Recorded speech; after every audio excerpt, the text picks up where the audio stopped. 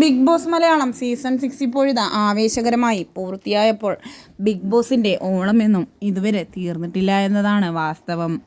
Big ബോസിലെ ഏറ്റവും ആദ്യത്തെ കോംബോയായിരുന്നു ജാസ്മിൻ്റെയും ഗബ്രിയുടെയും.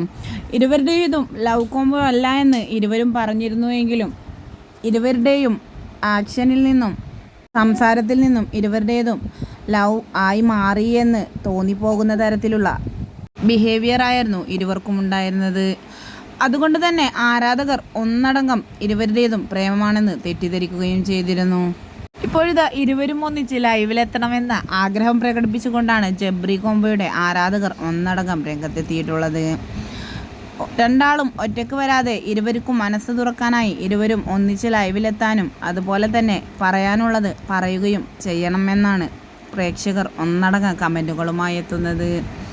ജാസ്മിനും ഗബ്രിയും സെപ്പറേറ്റായി തങ്ങളുടെ ഇൻസ്റ്റഗ്രാം അക്കൗണ്ടിലൂടെ ലൈവിൽ എത്തിയിരുന്നുവെങ്കിലും ഒന്നിച്ച് ഇതുവരെയും ലൈവിലെത്തിയിട്ടില്ല എന്നതാണ് വാസ്തവം.